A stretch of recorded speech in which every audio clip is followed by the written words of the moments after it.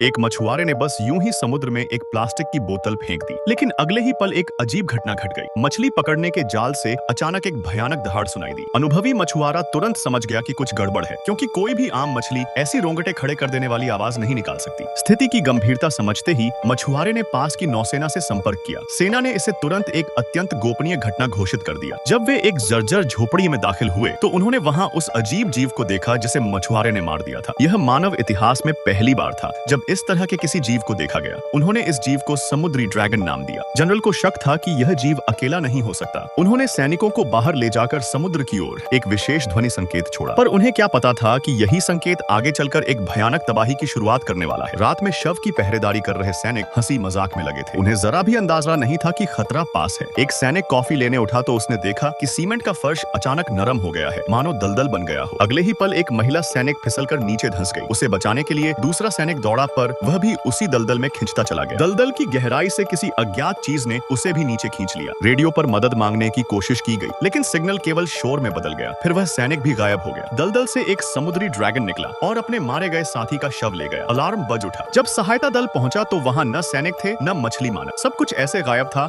मानो कभी था ही नहीं। जांच में पाया गया कि 2 सैनिक सचमुच जमीन के भीतर जमे हुए थे। अब यह साफ था कि मछली मानव सभ्यता मानव जाति से युद्ध की तैयारी में है। समुद्र से एक दूत निकला, वह अकेला था। इसका मतलब था कि वे अब भी युद्ध नहीं चाहते। उसने बताया मानवों ने उनके एक निर्दोष नागरिक को मारा, तो बदले में उन्होंने भी 2 मानव सैनिकों की जान ली। अब हिसाब बराबर है। लेकिन अगले ही पल लाखों मछली मानव सैनिक समुद्र से उभर आए। पूरी दुनिया की तट रेखाएं घिर गईं। उनकी तकनीक मानवों से हजारों साल आगे लग रही थी। शांति वार्ता के लिए मानव गठबंधन बना। जब मछली मानव प्रतिनिधि आए तो सब चौंक गए। वे इंसानी भाषा बोल सकते थे। मानवों ने उपहार दिया, माउंट एवरेस्ट की बर्फ से उगा फूल। लेकिन मछली मानव का उपहार उसका मृत नवजात शिशु था। उसने कहा, मेरे बच्चे तुम्हारे तेल और जहर में दम घुटने से मर गए। बातचीत के लिए उन्होंने एक साधारण इंसान मैट को चुना, क्योंकि वही अकेला था जिसने कभी मछली मानव शव के लिए प्रार्थना की थी। मैट ने सच बोला कि इंसान लालच में समुद्र को कचरा समझ बैठे। यह सच्चाई मछली मानव को पसंद आई। लेकिन जब इंसानों ने कहा कि प्रदूषण घटाने में 30 साल लगेंगे तो मछली मानव क्रोधित हो गए। उन्होंने कहा,